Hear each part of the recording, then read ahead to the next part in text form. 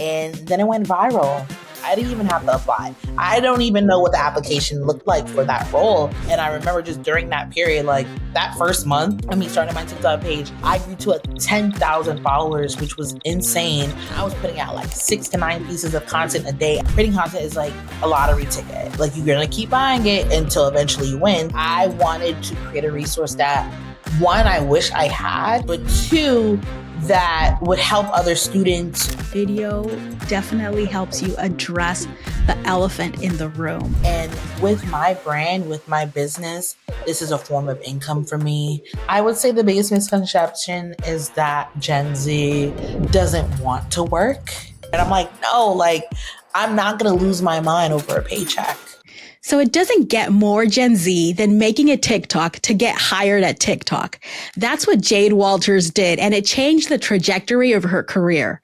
From landing roles with content to the TEDx stage, she's redefining what it means to build a career out loud. Today, we're digging into how Gen Z is using content as a career tool and why their boundaries aren't red flags, they're blueprints. Jade, welcome to Workfluencer. Hello. Thank you for having me. So I've seen you online for many, many years and have followed you. And I was intrigued to learn that your story, it's like you literally got your first post-grad job at TikTok by making a TikTok video. That feels like such a Gen Z move, but also genius. Walk me through how that even like occurred to you. Like how did that happen?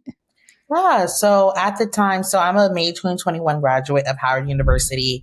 And that same year, TikTok launched a pilot program called TikTok Resumes.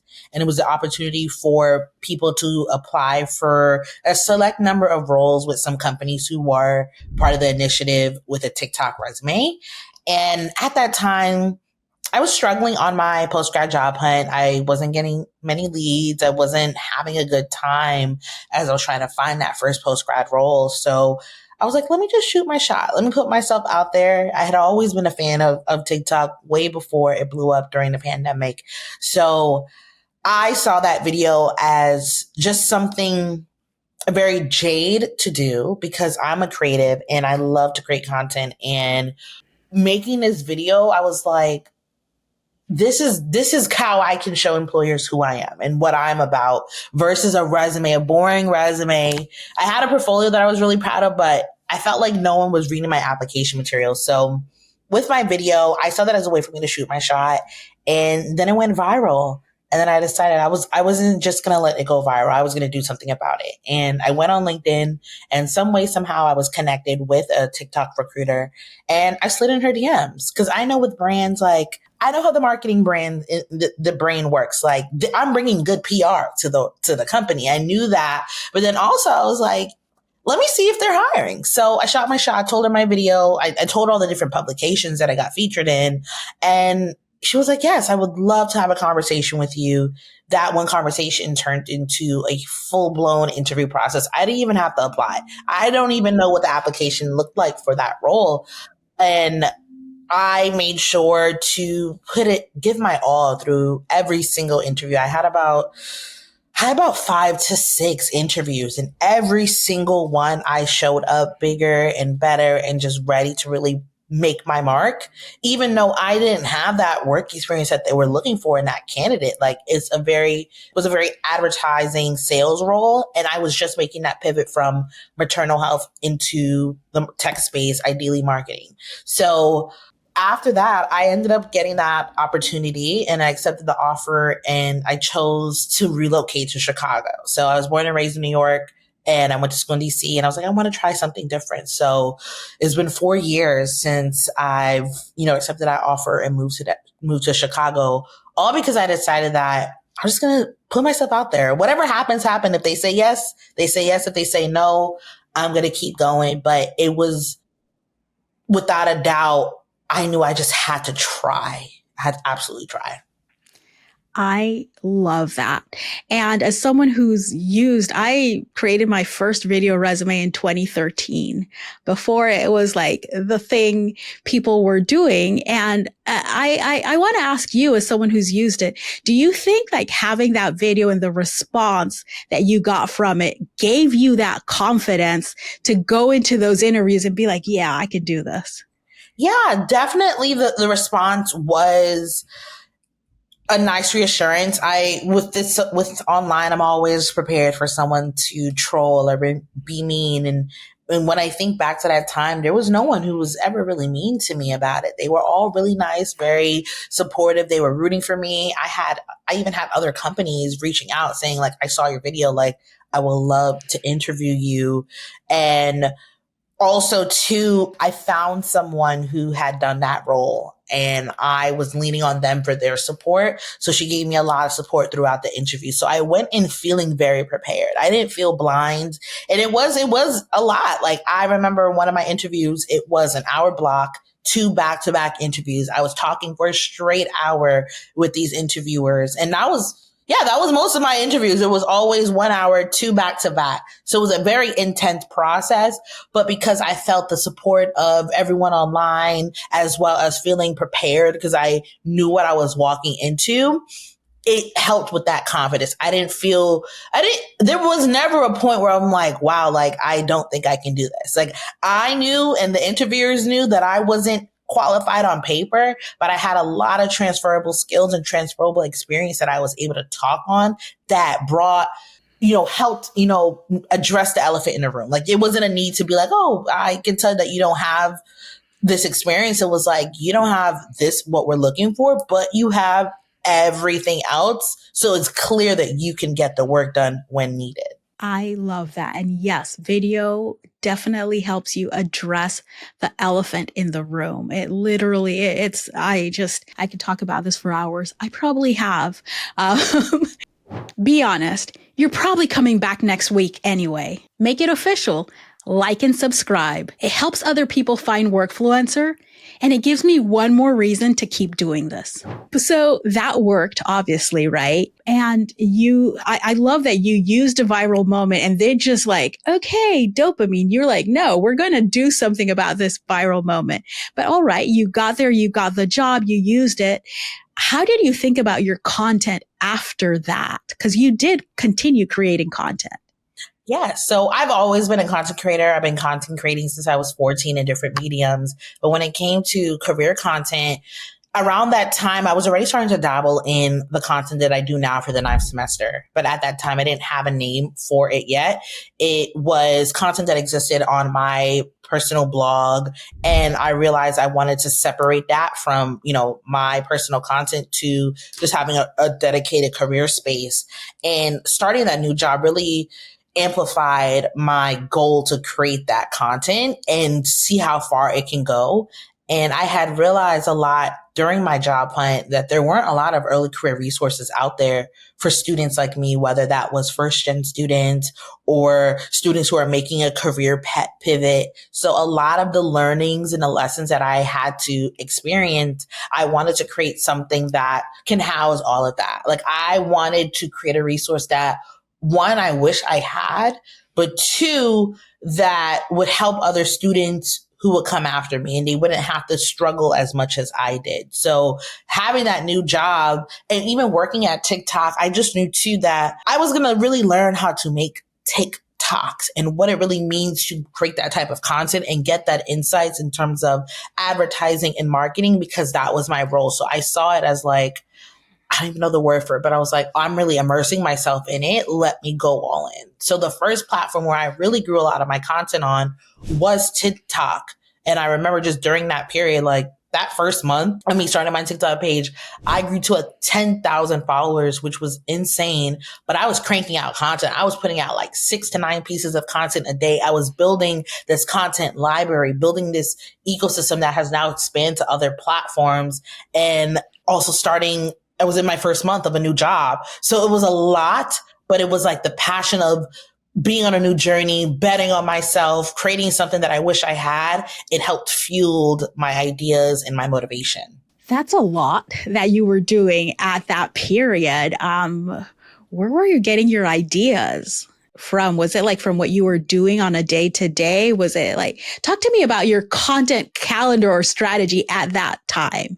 Yes. So at that time and even now, one of the biggest questions that I get is where to find early career opportunities. And that was a question that I had because I would see a lot that were labeled as entry level, but then they wouldn't hire the new grad. So it was very, very weird. So the first few months of my content really answered that question of where to find those opportunities. So I gave job search strategies. I gave actual jobs and programs that you could apply for, as well as sharing application material tips. So I shared tips on writing your resume, and interviewing was my big niche. That's really one of the first pieces of content I created for the ninth semester when it was on my personal blog all about interviewing. So I had an interview, I still have it, interview prep ebook. So I started to take the pieces of the ebook and turn that into video content. So it was centered around where to find those opportunities, the actual opportunities to apply for, and how to get your application materials ready to apply for those things. Love it.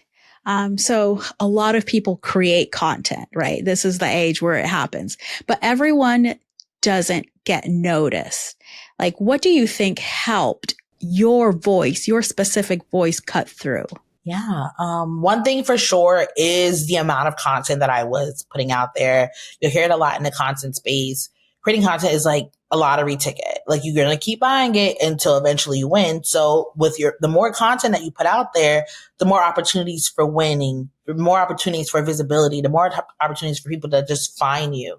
But one of the biggest feedback that I've gotten from my content is how I really break things down. Like there's no sugarcoating. Like I keep it honest with folks. Like I keep it real and I keep it detailed. Like I don't like when things are too much ambiguity. It is not easy to understand, too much jargon to use.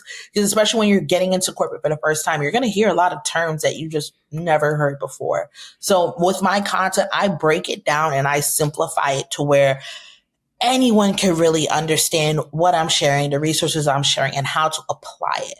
So that has really helped me make my mark, because one of the common feedbacks that I get is that they've spent like an hour on my page, whatever page it is, and they now have a new idea of how to strategize in their job hunt and what to do. And they don't feel confused. They come in with questions and my content answers those questions. So that has helped, because in this season where people are like confused about what to do, how to stand out, how to navigate, I have these resources where I'm like, hey, let me hold your hand. Let me give you the tea about how to actually act in this space, how to maneuver and get to where you want to be. I love that. I absolutely love it. And like, yeah, bingeable content is always going to be the content that helps people. Especially in our space, like they don't want to see your like random, like surface level, not really explaining anything. If you want people to binge, and like spending an hour on someone's TikTok, that's like serious binging of content, and amazing. I love that. How have employers responded to your online presence over time? Mm-hmm. In terms of employers I work with, or like employers that I have had a full-time job at? Yeah, people that you've had a full-time job with, because you're not at TikTok anymore, so you've moved on. How have they responded? Like, have you ever had to navigate like feedback or friction from other places where you've worked at? Honestly, I was very grateful for it. At TikTok, a lot of people had platforms, they had communities. So it was like the norm. And my second job, which was at an HR tech company called Way Up, I actually got hired because of my content. So I used to be an influencer partner with them, and they loved the work that I was doing. And at that time, I had left TikTok because I knew I wanted to work in early career recruitment full time. And the influencer partner at the time at Way Up, their VP of marketing, she found out that I was on a job hunt, and she literally created a role on her team just for me. And it was because I had established myself as a thought leader for Gen Z in the workplace, and they were looking for someone on their team to do exactly that. So for me, my role, I was their employer branding specialist. So I served as a consultant for early career recruitment teams on how to attract and engage with Gen Z. And I had built this whole portfolio and proven work that I was capable of doing that. And I was able to be that voice that can sit between both the employers and the students that they're trying to hire. So it was amazing to know that someone wanted me specifically because of my voice and what I was able to put out there in this space where Gen Z entry level talent, they're trying to find their mark. And it is honestly, one of the most like memorable moments of my career. I no longer work there. I'm doing the ninth semester full time as I'm on this pivot of figuring out what I want to do. Like I'm also trying to go back into corporate, but I'm curious to see like where I land next, whether it's still something within early career recruitment or if I go a different lane. Because I think one of the coolest things about working in my industry is that I can continue to build my skill set and my knowledge there, but I can also pivot into different forms of marketing or different aspects of branding that can help me be a more well-rounded candidate. Like I don't want my only expertise to be early career recruitment. Like I want to have another set of skills that is completely different and just helps me stay strong and sharp and competitive in today's job market. Yeah, I love that. And I mean, when you start creating content, and a lot of the people that I've spoken to, and also like my own experience, most of the time it's positively received by employers because employers who aren't into that, they're never going to talk to you because they can see that you're out there, right? So it's like they're just going to skip over you, and that's great. Like I don't want to waste anyone's time. But any advice for people who are worried about how their content might be perceived by current or like future employers? Yeah, I that is a very good question. I think it's a matter of trying to pivot into spaces that are welcoming of what you do. I will say when you create content, obviously, making sure you're looking at your company's social media guidelines, making sure you're not showing anything in the office. Like none of the content I've ever done has been in the office space. It's always been at home or when I do vlogs. So being mindful of where you're filming your content, but then also what you mention in your content. I think it's definitely it is a weird time because I have heard horror stories of people whose company have not been receptive of the fact that they create any form of content. But I think just making sure that you have a separation of who you are online and who you are at work and making sure that creating content doesn't get in the way of your work, employers will be very happy about that. But I think, because even right now, I will say on my job hunt, it is a little hard as I try to navigate because I have built such a presence online to where if I did try to hide it, if you Google my name, you're going to see it. And people might assume, okay, she has a strong brand. She's doing all these amazing things, blah, blah, blah. She doesn't want to work for us. She doesn't have the time to work for us. So I have been finding myself in situations where I do feel like I'm being passed on because of the brand that I built on myself. But it's like a catch-22 because it's like I can't hide it. So I'm at the season where I'm waiting for the right people to see it and not be turned off by it, not think that I don't need them because I can admit I have amazing things going on with the brand and the things that I'm doing, but I still have professional growth that I need to do and I want to do it in a corporate setting. So don't worry about what I got going on over there. Worry about how I can show up in that workspace and allow me to prove to you that I can balance both because I've balanced having a brand and working full time for over 4 years. So I know I can do it, but you can't just assume that I can't do it just because I have a lot going on. Yeah, that is a thing. And I think we're moving into a period where the more and more people have brands out there and are on social media, companies are going to start changing that mentality. But that is definitely 100% a thing. As someone who's led recruiting teams, there's definitely people who think that it's like, no, but it's like, wait, what? Why don't let's have a conversation? Yeah, that can be true for some people, but like not making assumptions and having conversations is how you really get to understand that. And the truth is, people are going to continue doing this, and they're going to, and I encourage them to. And the reason is, the job stability isn't the same thing it used to be back in the time of our parents and our grandparents and stuff like that. It's like, I'm a millennial, and I would have never expected, from everything that you've been told when you're growing and at the beginning of my career, that I would have been laid off 4 times, and not like fired for a cause, but like laid off because the economy, because of everything that has been happening in these years. And that's why people are always going to have a side hustle. So whether it's content creation or whatever else, I think the days of companies being like, no, I can only work with this one person, or this person who only does one thing and doesn't do anything on the side, are gone. And the faster people catch on to that, the better for them, because they could be and are missing up on great talent.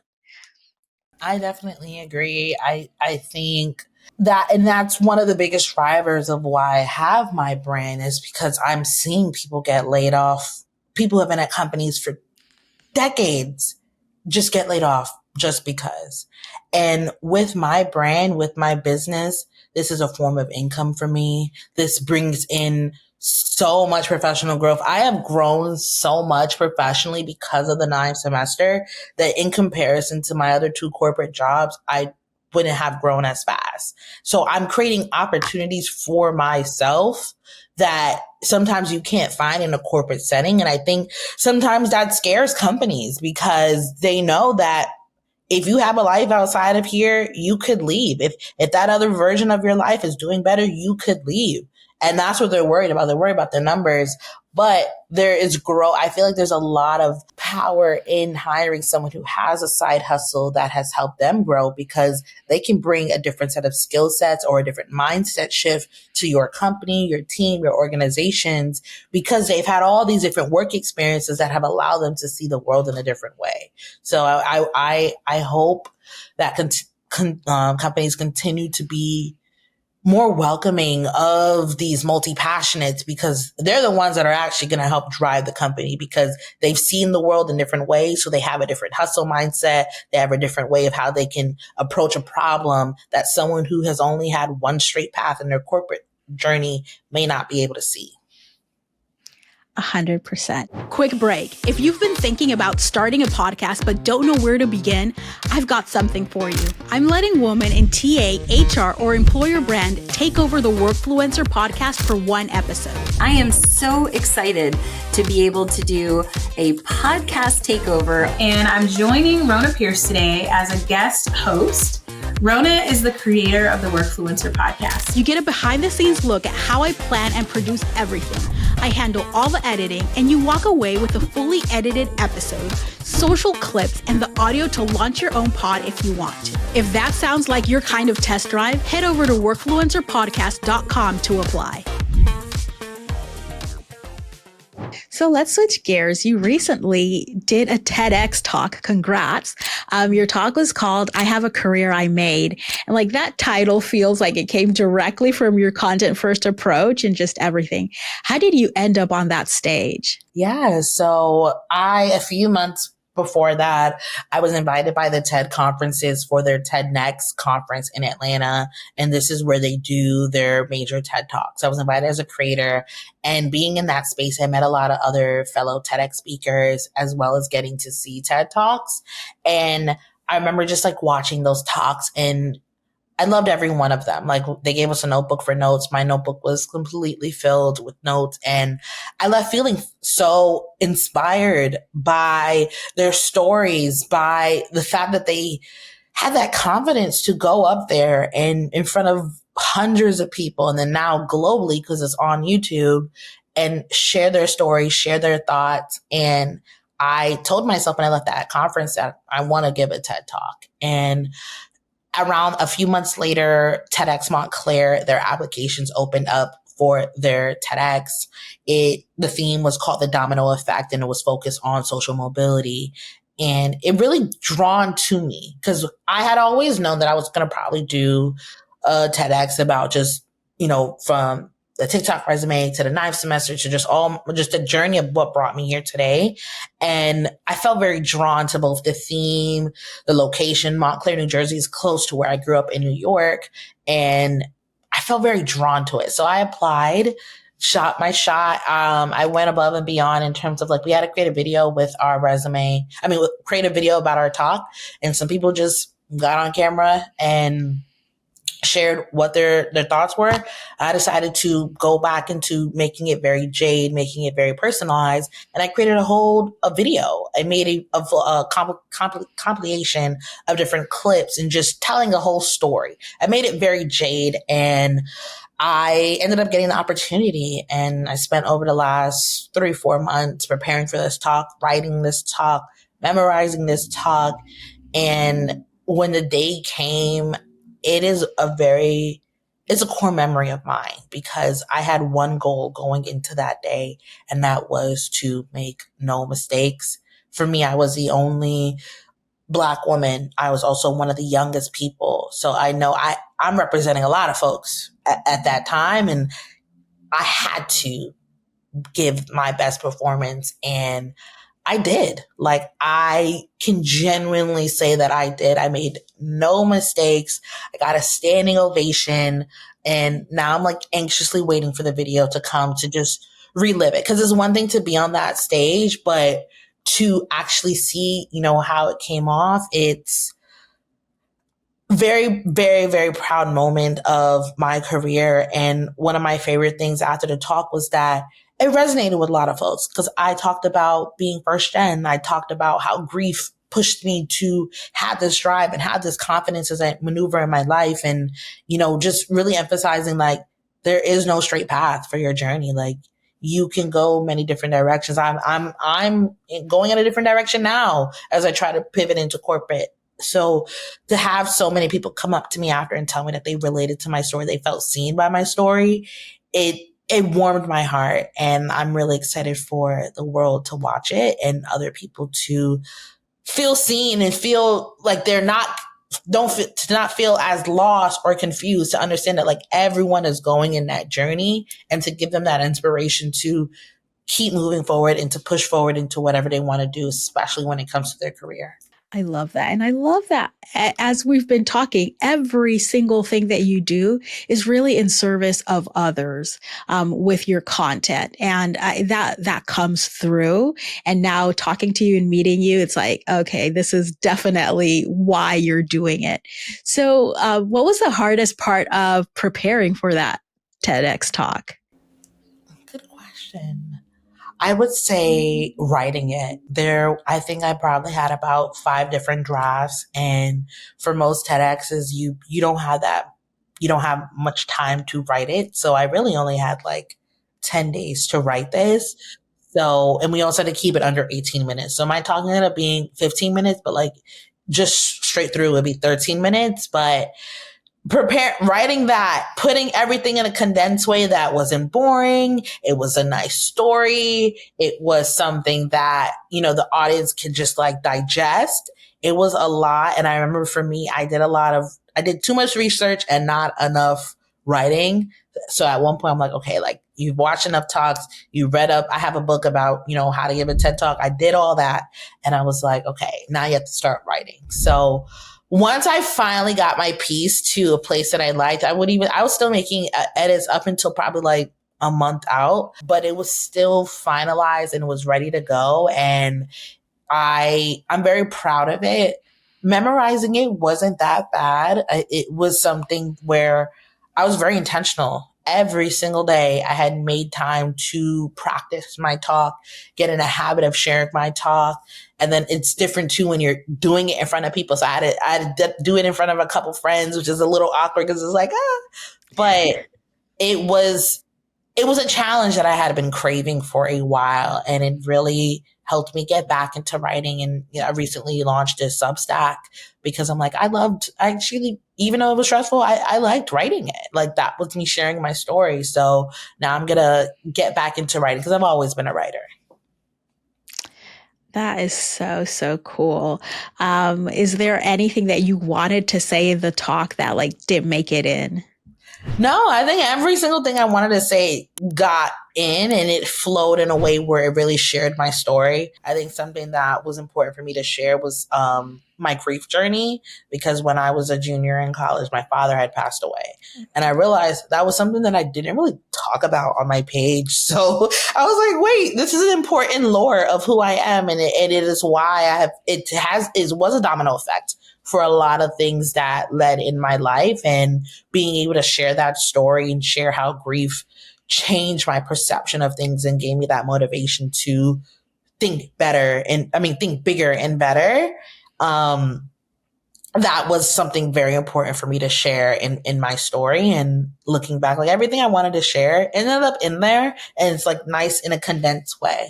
Amazing. And I know it hasn't been published yet, but you've spoken a lot about it. And obviously there were people there. What's changed since delivering that talk? Like for your confidence, your content, your career? Has anything changed? It's been an interesting journey. I have a really big speaking opportunity that's coming up. I can't announce it yet. Hope maybe by the time this is out, it might be open up. But it actually came before. It came before I gave my talk, but after I had announced my talk. And this is something where it's like, it's as equally as big as TED, but it's also like, wow, like I'm really like leveling up in my public speaking career, because that was something that I wanted to improve and become a better speaker.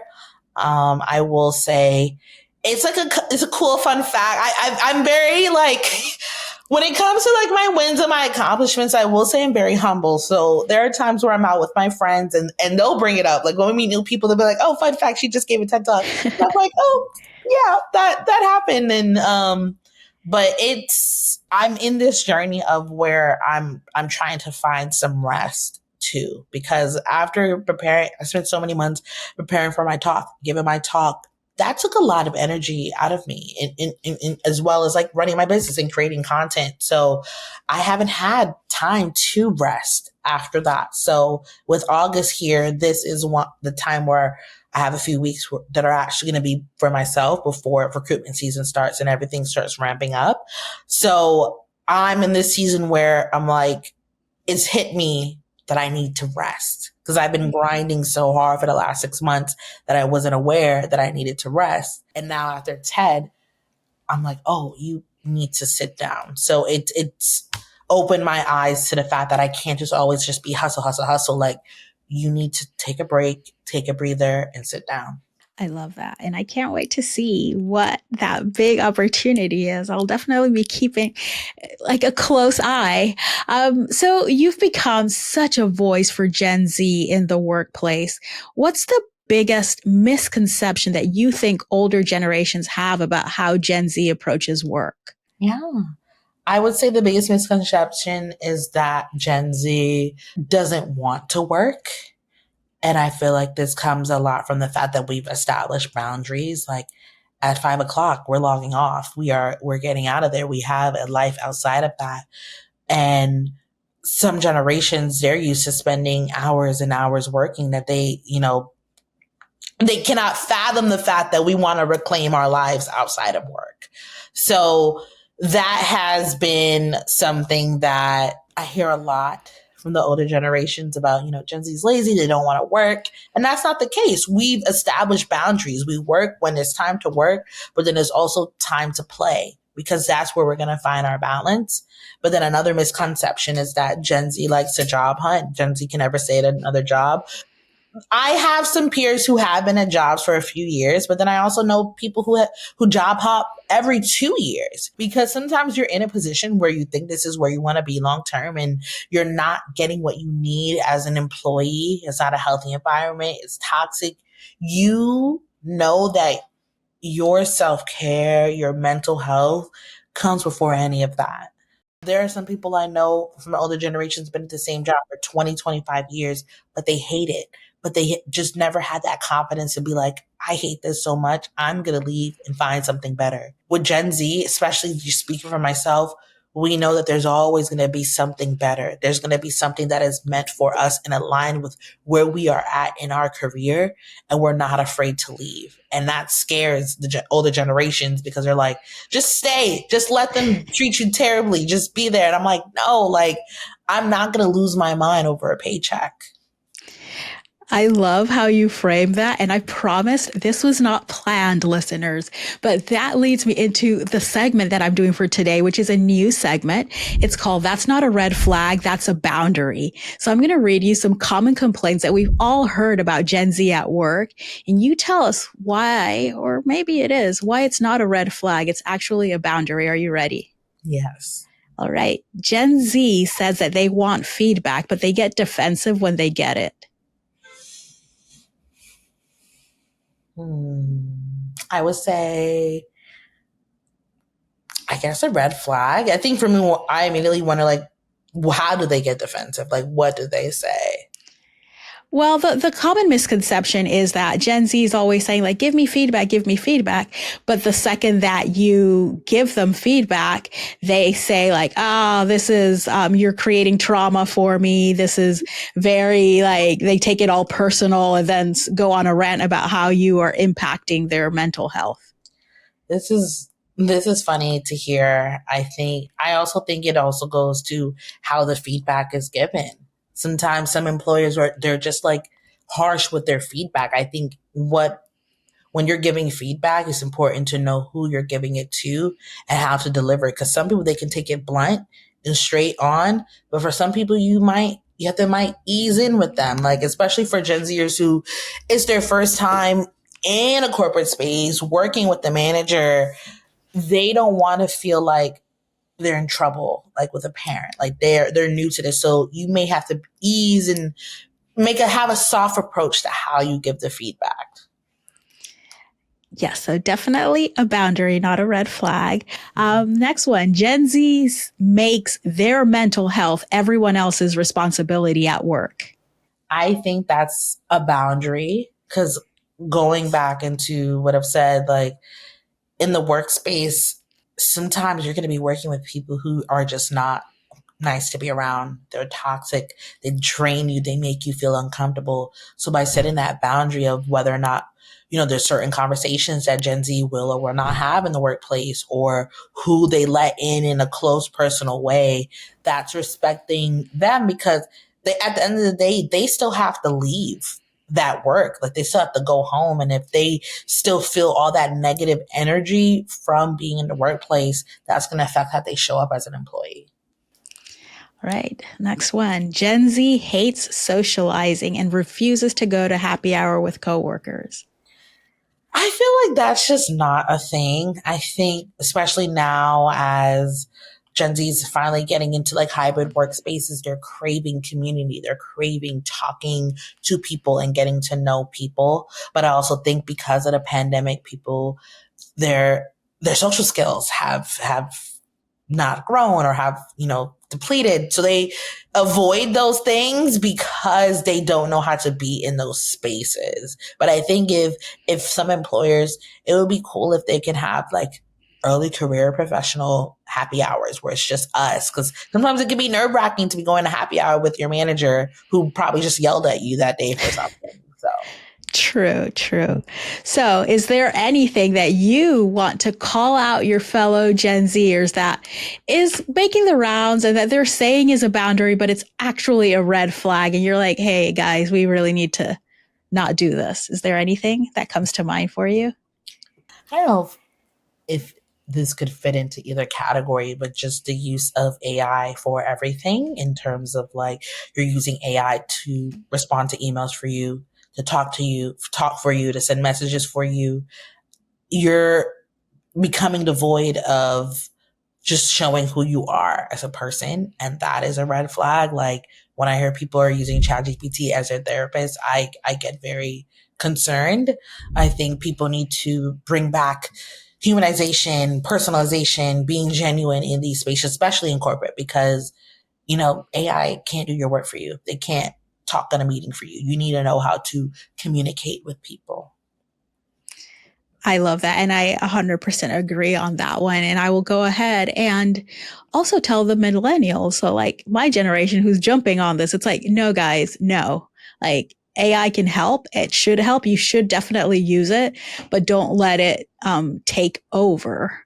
It's so weird. On one hand, people are complaining AI is taking over, and then they're using it for everything. And like, so are you cool with it or are you not cool with it? Because you're speaking out of both sides of your mouth at that point. So I've enjoyed this conversation, but before we wrap, like what's next for you? How are you thinking about evolving your content and your career from here?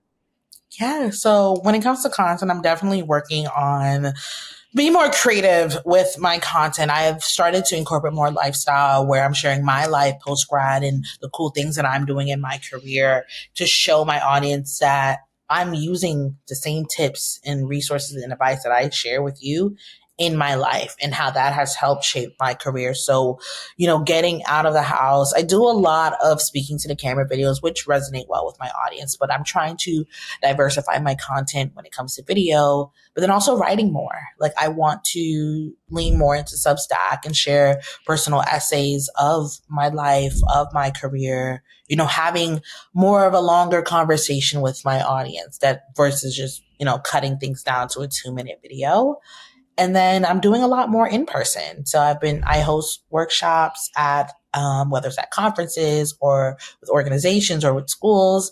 I've spoken on panels. So being able to travel and meet my community in person, that has been a big theme for this year. And over the next few months, I have a few school pop-ups that I'm going to, as well as conferences, appearances that I'm going to and waiting to hear back from. So I like when I get the opportunity to meet my audience in person and then share some of that content and resources on stage and outside of my video and having those real impactfful conversations with everyone in person. Amazing. How can listeners connect with you? Yes, so you can definitely follow me on LinkedIn at Jade Walters, as well as the 9th semester on TikTok, Instagram, YouTube, and Substack. And I have a website. It's currently going through a little revision, but the9thsemester.com, that is my blog where I share some of the written resources that I have curated for early career professionals. Amazing. Thanks again, Jade, for being on the show. This was a great conversation. Yes, thank you for having me. Thanks so much for listening. If you're enjoying the Workfluencer pod, share it with someone who's changing how we talk about work, or who should be. And hey, if this episode gave you ideas or inspiration, leave us a 5-star review. Reviews help other listeners find us, and honestly, it makes my day. Workfluencer is produced by Perceptible Studios. Learn more about how we can help you use video to attract, engage, and retain qualified talent at perceptiblestudios.com. Thanks for listening, and I'll chat with you next week.